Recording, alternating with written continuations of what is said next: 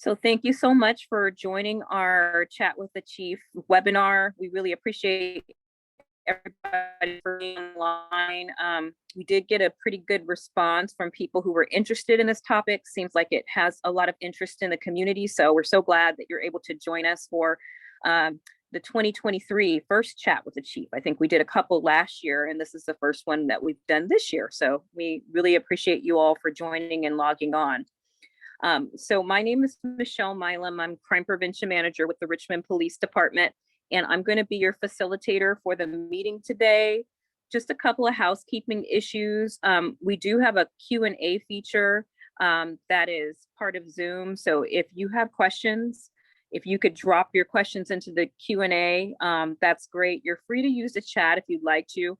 And I will check in the chat, but if you could try to drop your questions in the Q&A if possible, that's great. So that way we can share that with the participants and read that out loud. If you have any other questions, feel free to message me in the chat, and I'll try to take care of any of your needs that you have going on during the duration of the webinar. So welcome to our Chat with the Chief 2023. I am actually going to turn this over now to our Chief French. Well, it's not letting me turn my video on. You cannot start your video because the host has stopped it. Oh, that's interesting. Let me see what we can do to kind of fix that.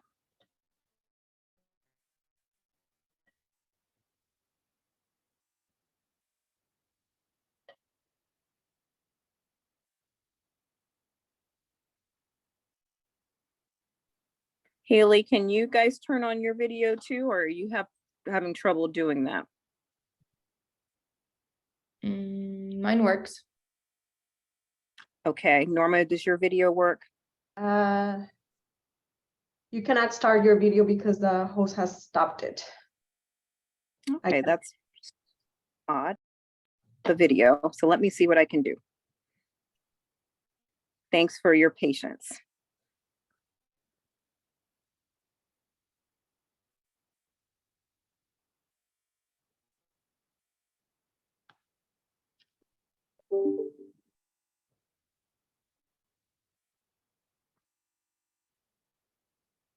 Let me try this and see if this works. There I am. There you go. All right. Thank you so much.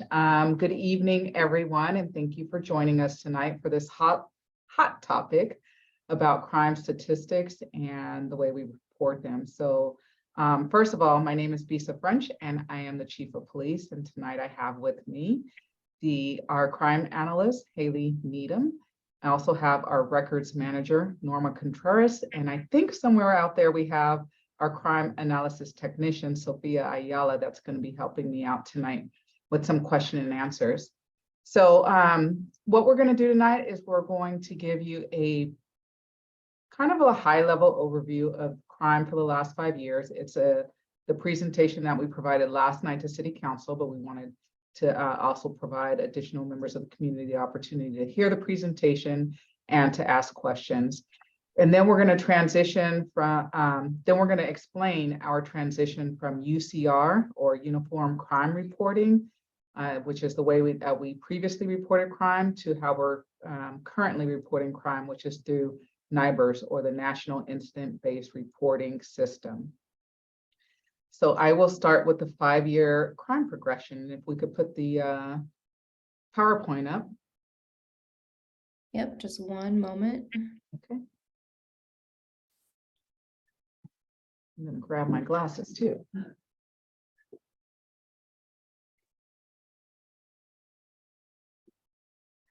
Great, thank you.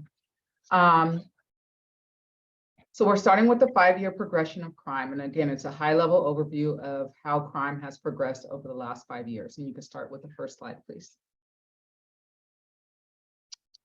So this chart represents violent crimes in blue and property crimes in orange. And as you will see on the chart, crime has decreased slightly each year for the past 5 years. The decrease in 2022 from 2021 was 9% from violent crime and 7% for property crime.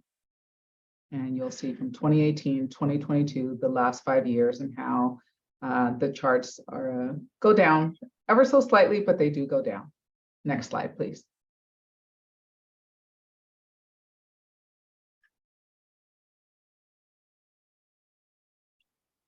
So this slide focuses on the decrease in violent crime over the past 5 years. On average, there are 716 violent crimes reported in Richmond each year. That total includes crimes such as homicide, aggravated assaults, robberies, and sexual assaults. And this chart gives more of a progression, kind of 2 months at a time, month over month, how it kind of ebbs and flows. Next slide, please. This chart represents property crimes reported over the past 5 years. On average, there are 3,514 property crimes reported in Richmond. This includes burglaries, thefts, stolen vehicles, and arsons. Next slide, please.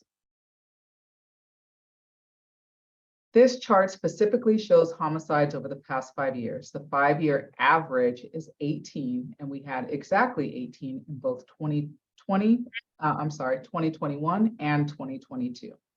Next slide, please. This chart shows aggravated assaults over 5 years. Aggravated assaults includes things like shootings, assault with a deadly weapon, and assaults that result in great bodily injury. And on average, there are 319 aggravated assaults in Richmond reported per year. Next slide. And lastly, for violent crime, this chart shows the progression of robberies over 5 years. And on average, there are 294 robberies reported each year. Next slide. We are now in the property crimes, and this chart shows burglaries over the past 5 years. On average, there are 1,184 burglaries reported to us each year. Next slide. This chart shows the 5-year progression of thefts, and on average, there are 1,354 thefts per year. Next slide.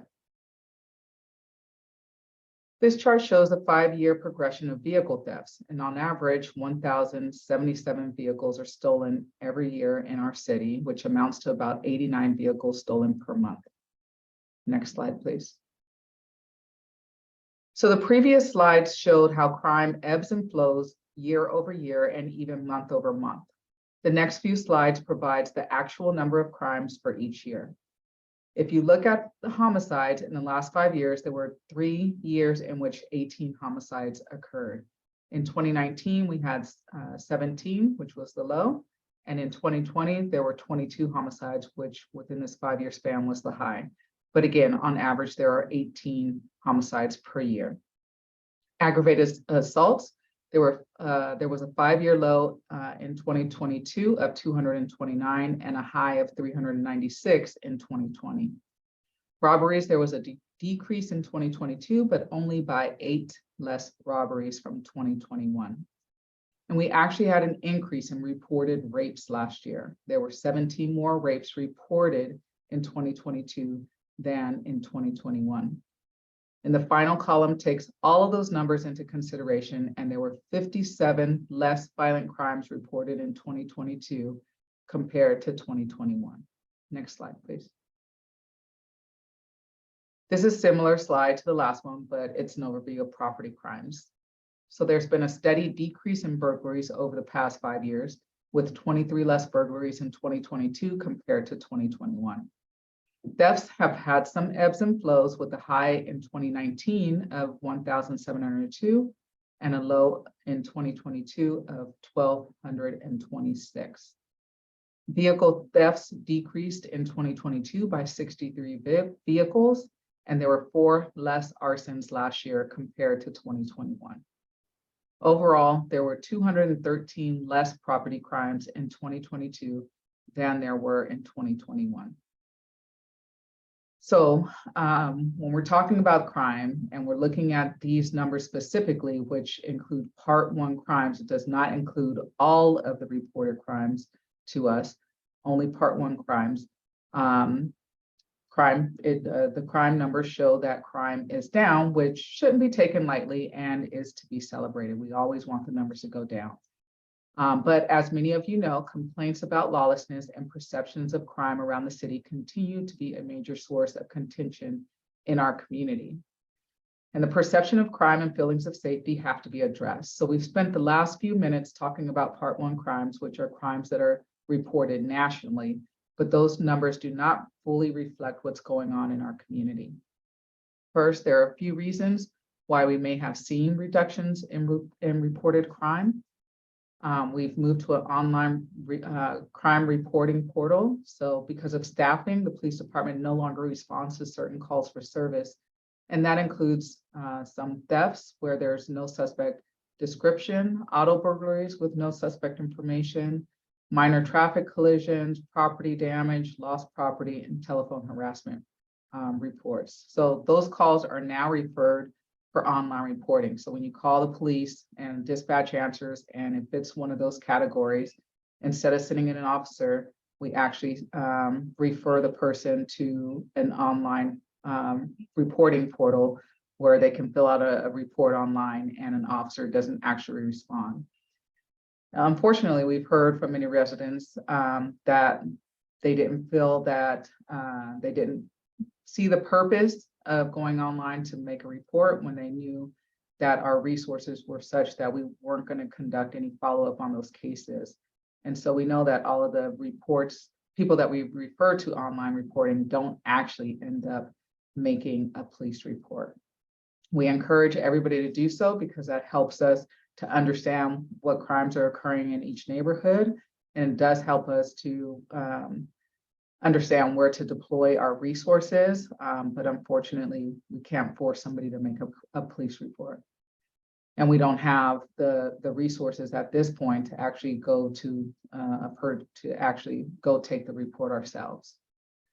Another reason why we may not have an accurate account of crime is because we continue to have a growing immigrant population. And unfortunately, despite our best efforts to educate, there is still a mistrust between immigrant communities and law enforcement. And some people don't want to have any interactions with law enforcement for fear of deportation, even when they're a crime victim. And so we continue to try to educate our community to let them know that we are a sanctuary city. We do not report to ICE or work with immigration. We simply want people to feel comfortable enough that if they are victimized to report the crime to us.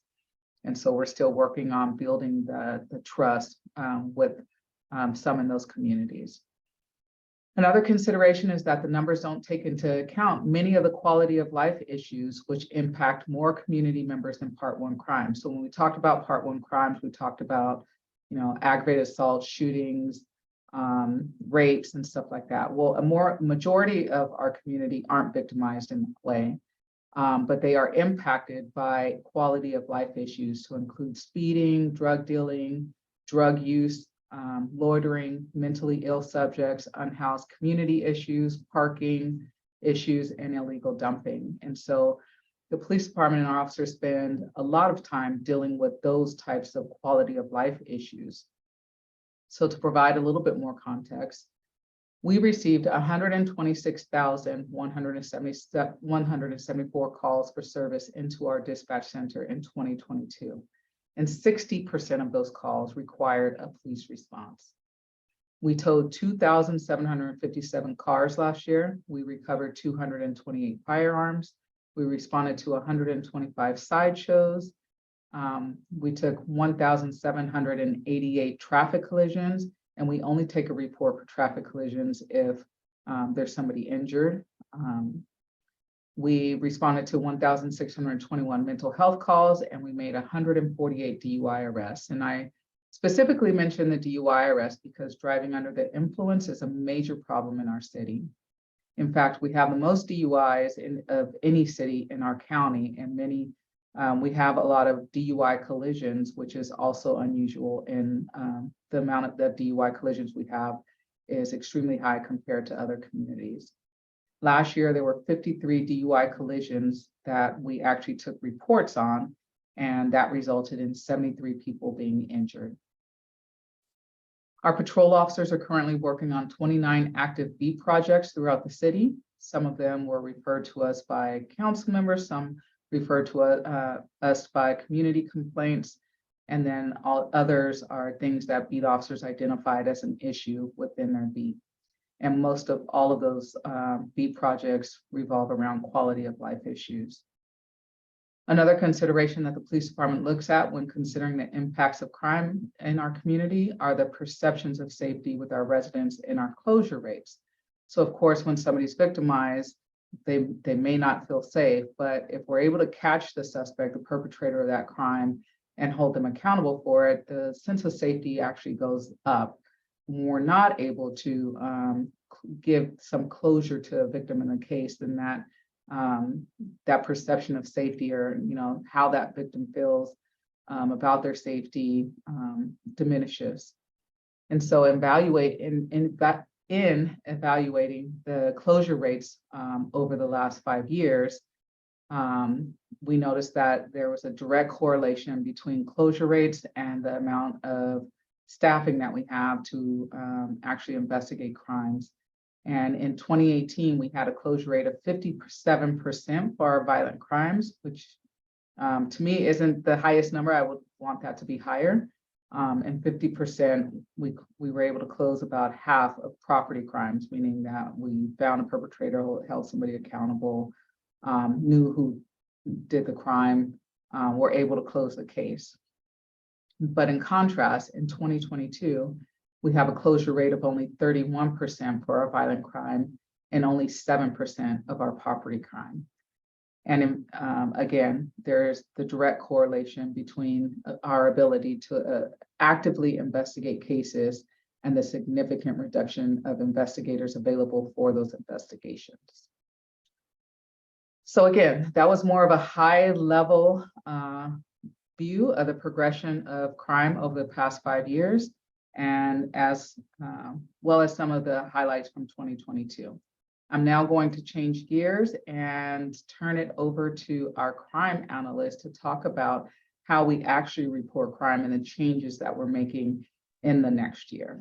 So I'll turn it over to Haley. Chief, before you turn it over to Haley, there are a couple of questions in the chat about the crime stats. Would you like to answer those now, or would you like to hold those until after Haley's presentation? Sure. Well, we can stop here and answer some of those questions. Okay, great.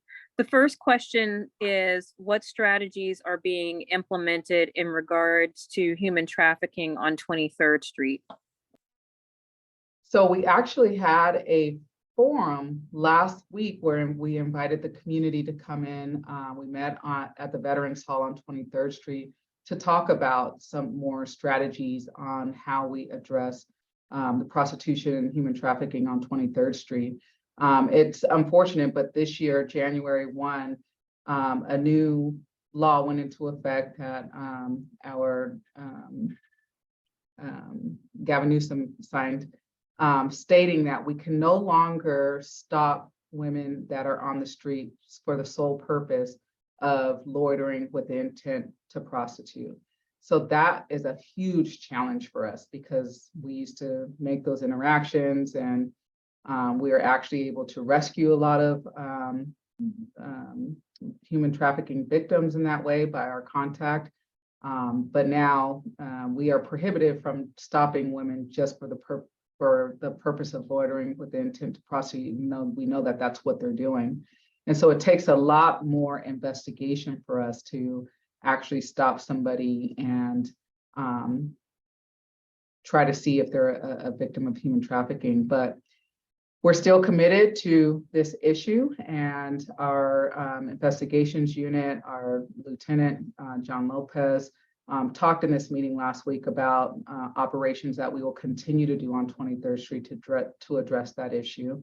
And we continue to work with our domestic sexual violence unit that's housed at the Family Justice Center, so that we can partner with our community-based organizations, because even though we're prohibited from stopping women on the street, we can still have our community-based organizations work with us and have those interactions with the people that we see on the streets to try to stop that activity from happening.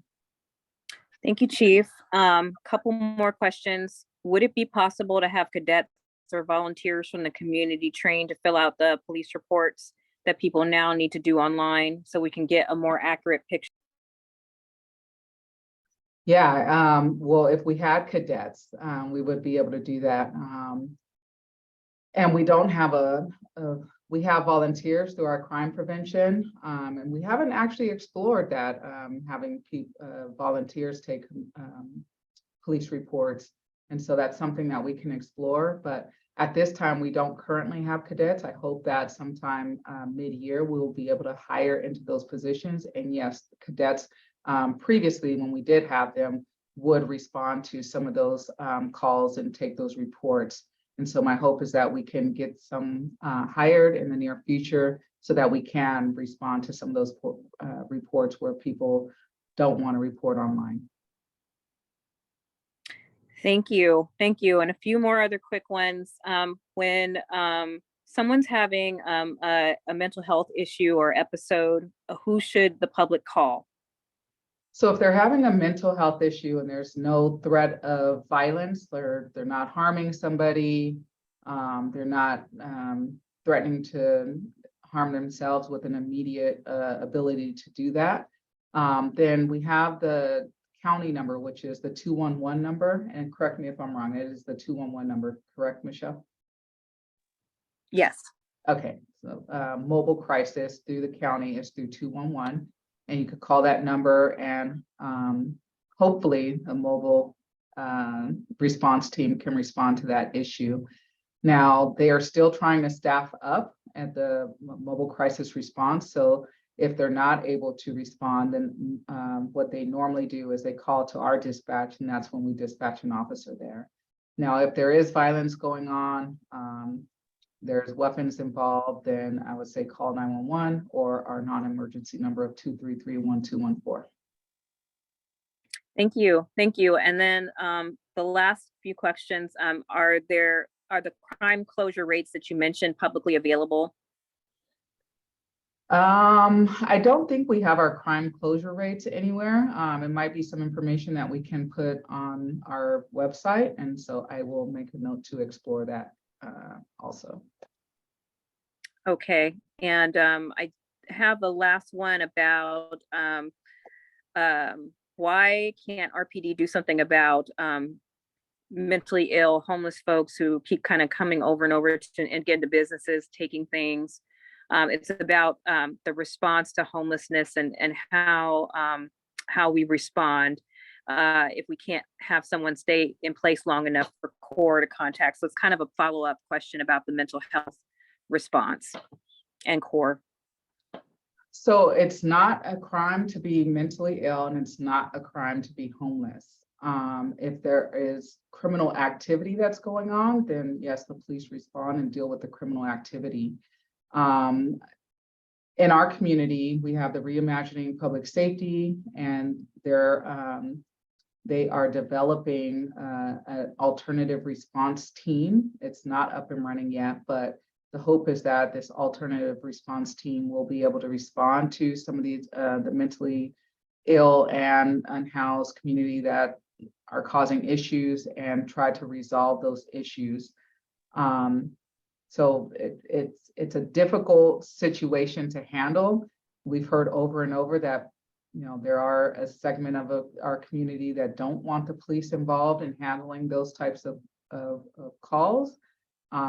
We do get involved if there's some type of crime happening. We do get involved if there's, you know, if we can do some type of evaluation and determine that the person needs to be 5150 if they need to go to the hospital for additional assistance. But if they're just, you know, kind of a nuisance, that's there's not much that we can do to curb that, unfortunately.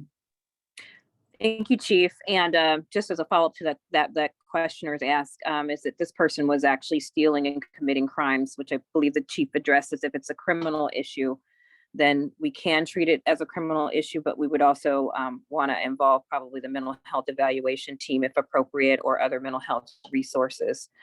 So I want to answer more questions, but I know that we have a whole second part of our presentation about the changes that you all came for. So I'll try to answer some more of those in the chat as well. and we'll turn it over to Haley, and we'll come back and try to finish as many of these as we can. So I'll turn it over to Haley.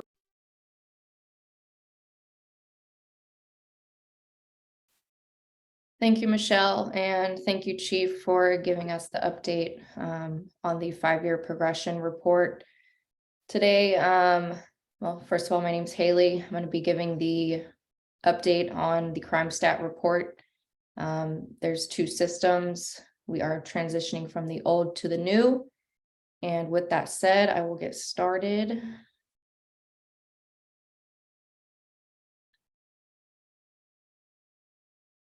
So a little bit of a background. In 1929, the FBI began Summary Uniform Crime Reporting System, known as the UCR, which is a program to collect national crime data. Law enforcement agencies are required to report crime stats to the FBI, and this is known as the Summary Uniform Crime Reporting Method, or UCR, often referred to as Part 1 and Part 2 crimes. The FBI then collects, analyzes, and develops statistical reports and information. And then this information is then available to the public in the form of UCR publications or various reports. In 2018, it was determined by the US DOJ, the Department of Justice, that the National Incident-Based Reporting System, known as NIBRS, will replace UCR as the nationwide data collection method starting January 1st, 2021. The Richmond Police Department has abided to these requirements since January of 2021 and will continue moving forward. The change taking place is only reflected on the city website pertaining to the crime stat reports that are posted monthly.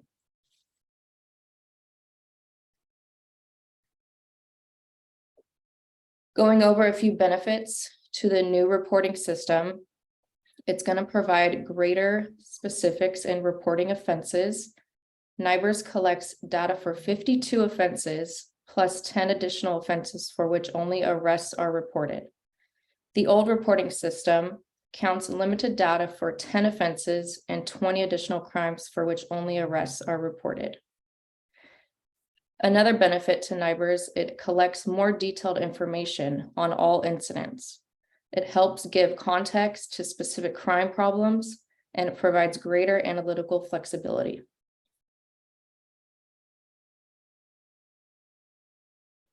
Looking at the changes, this is a comparison, the UCR, the SRS, which is the summary reporting system, and then going into the new way, the NIBRS. This is kind of the difference between them. It's going to look like there's an increase in volume as a result of this transition, but however, does not mean that the crime has increased.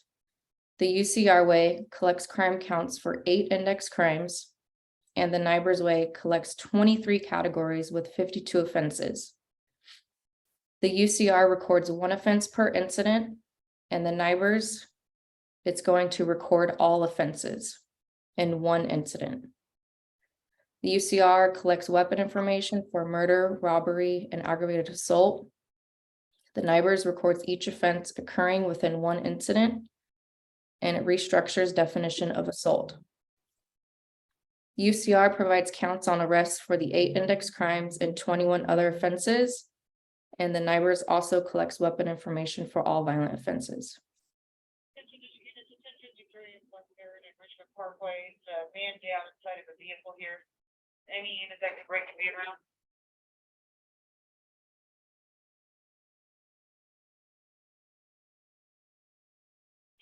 Sammy, you copy?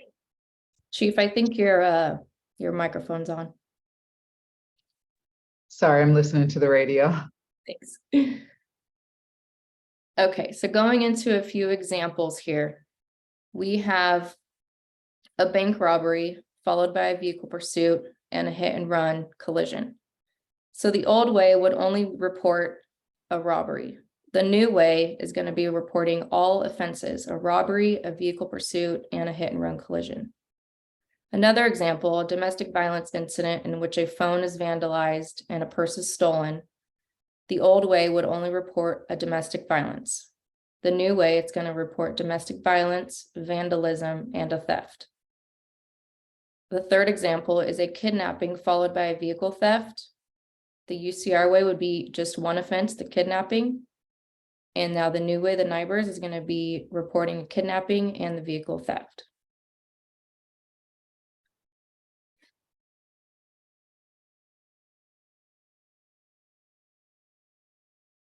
So what should the public expect as a result of this change? It's going to provide improved detail and a more transparent approach to crime reporting. It will make comparing crime stats between communities more meaningful by ensuring consistency throughout the US.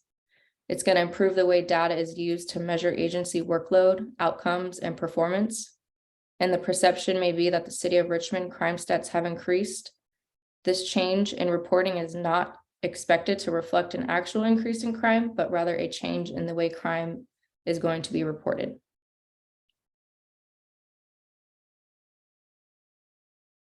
Now, we're going to look into some of the stats from the old way to the new way. In 2022, there were a total of 3,495 index crimes citywide reported under the UCR, the Summary Reporting System, Old Crime Data Collection Method. When those same crimes are reported under the NIBRS, the new way, the total index crimes increased by 32% to 4,617. Our homicides, there was no change. Our criminal sexual assaults increased 39%. Our robberies increased 9%. Our aggravated assaults increased 279%. And this is huge. It's not just going to be aggravated assaults anymore. It's going to be all assaults. So the aggravated part is going to go away. And that category is going to count for all simple, all aggravated, and intimidation. Our burglary decreased 58%. This is due to auto burglary is not included in this category. And larceny and theft increased 62%. So the auto burglaries are going to be in the larceny and theft category. Vehicle thefts increased 2% and arson increased 3%.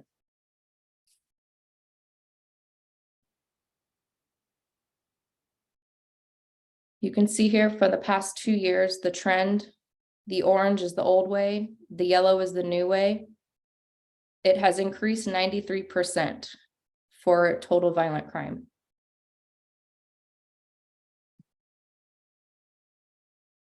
For property crime, it has increased 7% from the old way to the new way. The blue is the old and the orange is the new.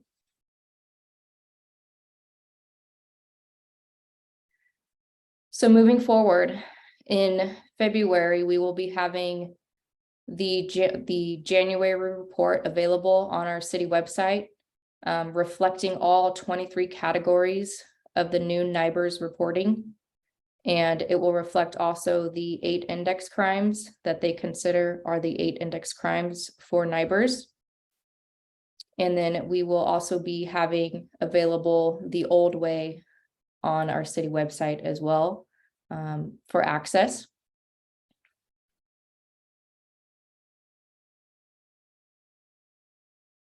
And you can learn more about the NIBRS crime data collection method on the FBI's website. There are a ton of amazing articles, videos to learn about and make yourself aware of all these certain types of offenses and categories, because there are a lot of them.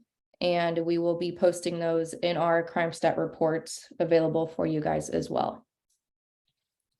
Thank you all so much for listening to me. And from now, I will pass it on to Michelle so we can follow up with some questions. Thank you.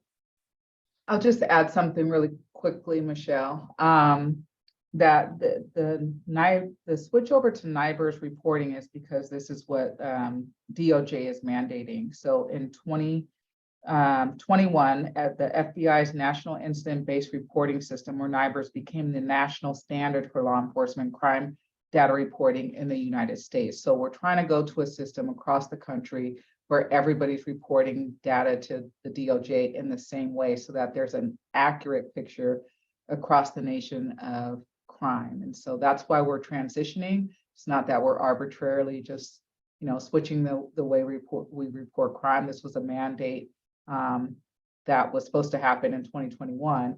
About 60% of law enforcement agencies have switched over to NIBRS, and others, the rest are in some form of transition or getting ready to move over to NIBRS. So did want to make sure that everybody understands that this is a different way of reporting, and because we're reporting so much additional information that it's going to appear as if crime goes up, that doesn't necessarily mean that crime incidents are increasing in our city. So their crime incidents, we're going to try to show the picture over the next couple of years based on how we used to report crime to see if crime is going up or down, so that we still have that.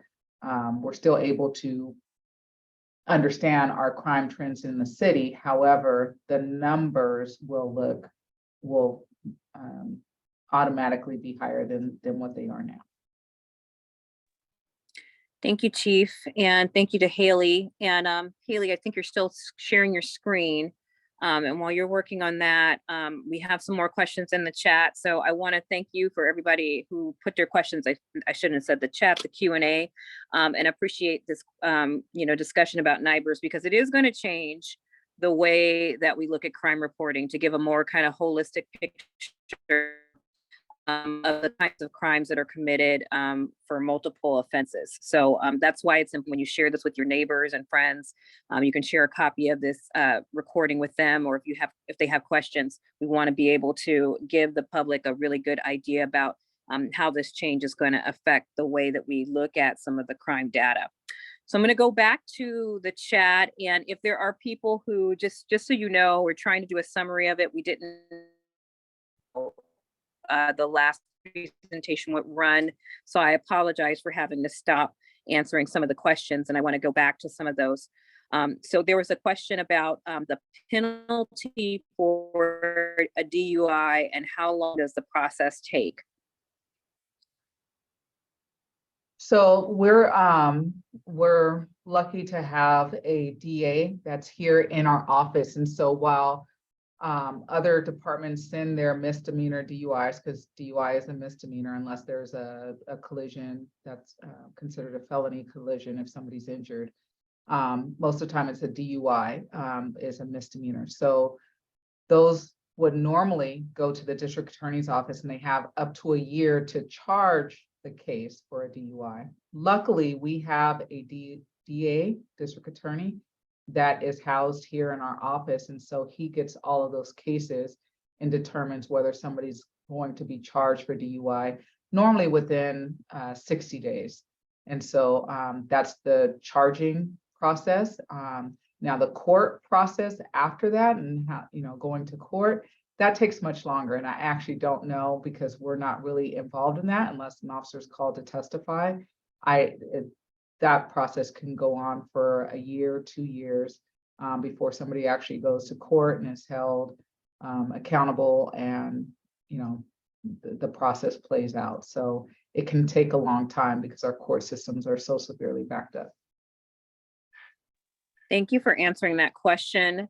And then another question about the cadets. They stopped budgeting the cadet program. They stopped the cadet program due to budgeting. So did you want to speak about budgeting in the cadet program?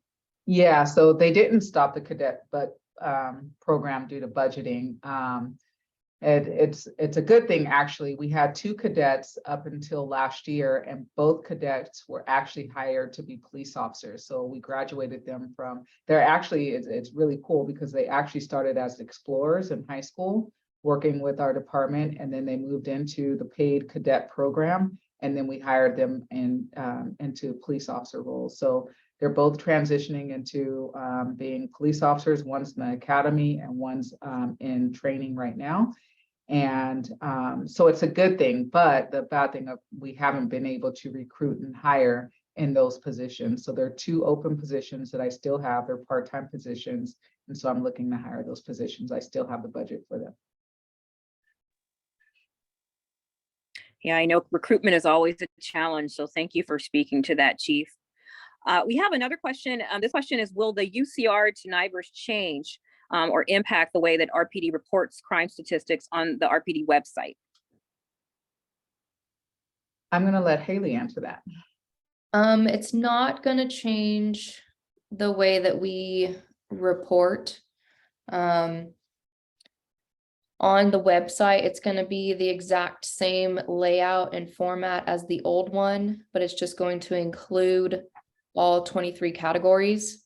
So there's going to be a lot more statistics on the report available for you.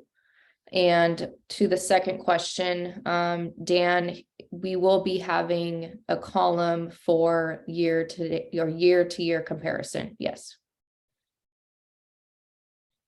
Thank you. I think you answered that second question, and I appreciate that.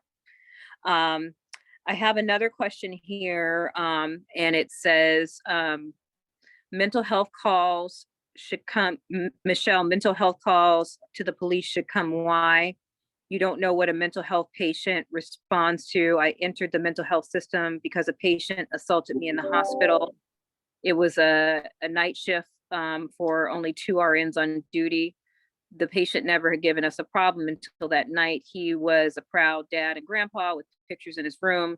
His attack on me, he didn't know what he was doing. I'm permanently disabled because of the attack. So this is quite overall. I mean, obviously we're having a big discussion about how and when the police should or shouldn't be involved in mental health calls for service. And how we work alongside professionals and clinicians, which I know, Chief, you spoke a little bit to, and I know that the Reimagining Committee is working on some recommendations for a Richmond specific team. I don't know if there's anything else you would like to share about that, given that story that that individual shared, and thank you for your story.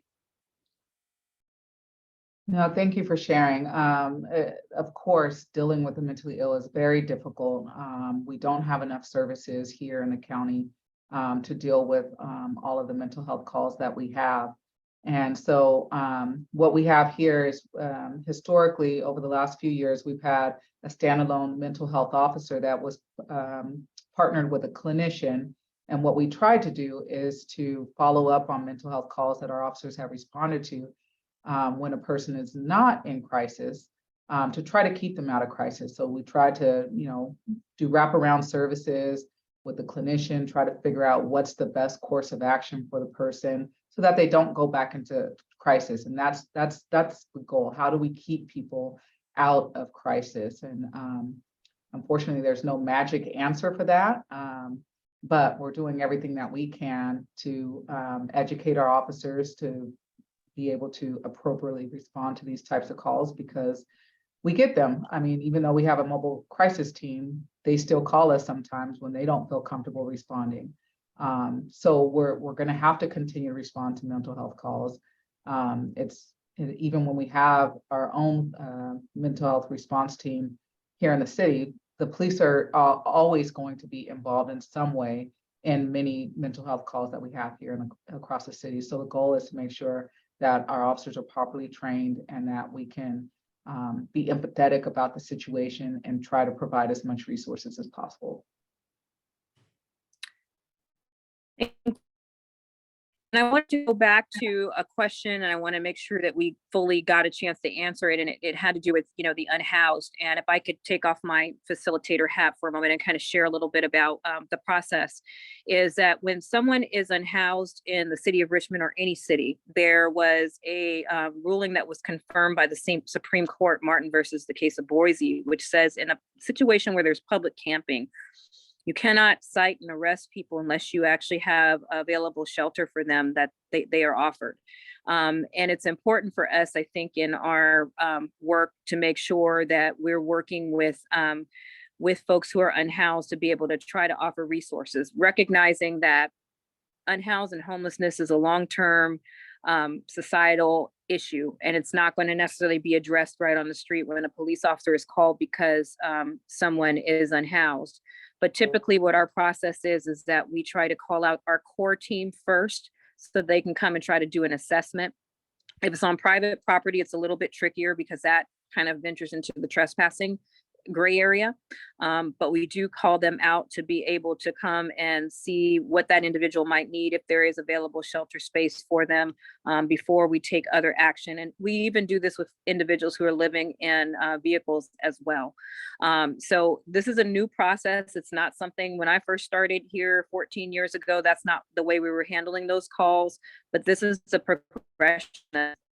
How we're handling calls with folks who are unhoused, and that is to try to provide the service first, and it's our legal obligation to do so. And we also want to make sure that we do it because we do want people to get into the system of care and try to get some support. Now, recognizing the system of care is not perfect, there's a lot of deficiencies in the system of care that we need to address, but those are the things and the tools that we have in our resource bucket to be able to try to address some of those issues with the unhoused. Sometimes you have people who are unhoused who are also mentally ill. And so that really requires connection between also CORE and some of the mental health team. And CORE is actually hired on folks who are clinicians who have a background in mental health and social work to be able to augment some of what they do, because they do outreach. They're not mental health workers, but they do connect within the system. So hopefully that answers some of the questions about how we deal with the unhoused when we respond when there's unhoused and mentally ill. Now, obviously, if a crime is being committed, you can call for the crime.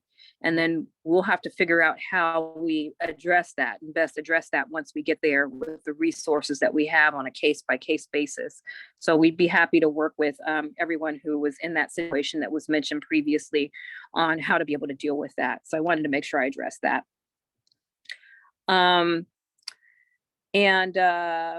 I don't see, I'm looking for more questions. I don't see any more questions. Chief, I don't know if there's anything you want to share. I did get one question I think popped off about recruitment. Did you want to talk about where we are with recruitment and how we are with our numbers in the department?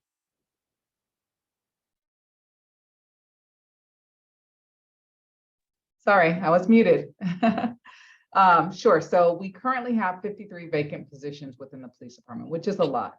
But I feel like we're finally at a point where we're turning the corner and we're hiring. So we have, just this year alone, we've hired 7 police officer positions. We had 5, actually we had 4 that are starting training or in training.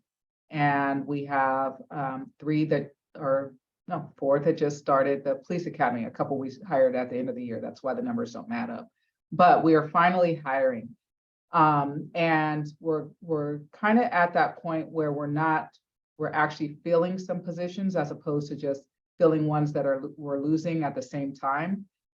So I feel like we're turning a corner. We partnered with our HR department on a marketing campaign, which has been really helpful. We've been able to get new people, candidates, applicants to apply with us.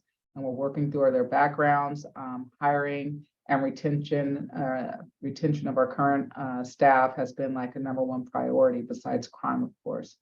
So I feel like we're turning a corner. We're actually getting some candidates in the door. We're getting people on ride-along so that they can see what we do and hopefully get them to apply with us. Dispatcher candidates, we're looking at providing testing here at the police department, because currently, if you want to be a dispatcher, you have to take a test. It's state mandated. And the closest place to take that test is in San Jose. So instead of making candidates drive to San Jose, we're going to be doing testing here. So we're trying to explore different ways to bring talent to our department. We're working on department wellness. So again, we lost a lot of officers and lost a lot of staff, not just officers, but we lost a lot of staff over the last couple of years.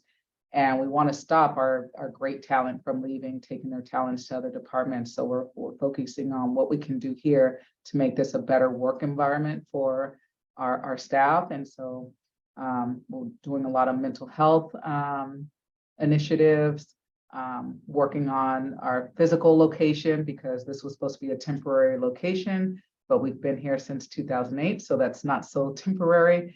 We haven't done many upgrades, so we're doing some upgrades now. We just want to make it a better environment, a comfortable environment for our staff, and to make sure that they're physically and mentally able and well to do this job. So a few things we're working on. I think things to me are looking like they're going in the right direction.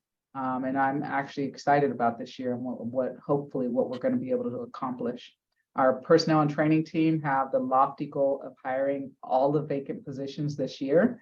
I think it's a lofty goal, but I'm like, go for it. I'm here to support you, and whatever you need to do that, I'm here to make it happen. So that's what we're hoping to do, is hire all those positions within this calendar year. Thanks, Chief. And we're coming to the end of our time. We have a couple of questions, and it kind of is along the lines of what you talked about. So one of the questions is the Explorer program being revived? And the second questions, which I think kind of can be coupled together, is an update on police in the school, since our contract can't be renewed. And some people say that, you know, students did like having police officers in school and felt safe. Is it going to come back, or how are we handling that since our contract with the district for school resource officers has ended? Yeah, so we are reviving, thank goodness, our Explorer program. Once COVID hit, we weren't able to meet, and so we haven't had a Explorer program since COVID hit, since 2020. So this year, our goal is to revive that program, get it up and running, and get new young people to engage in our Explorer program. We don't have a contract to be in the schools. I don't believe that the school district is looking to contract with police departments at this point. So what we do is we just respond to the school districts when there's an issue, like many of you saw with the Richmond High incident. We took a police report for that, and we're investigating that. We still have a youth services crime detective, and he deals with all of the reports that come in that are related to crime and youth, or even runaways, stuff like that. So we still have that position specifically to address youth issues. Thank you, Chief. I don't see that there are any more questions that have not been answered in some way, shape, or form. So I'm going to turn it back over to you and Haley for closing remarks, and thank everybody for being on.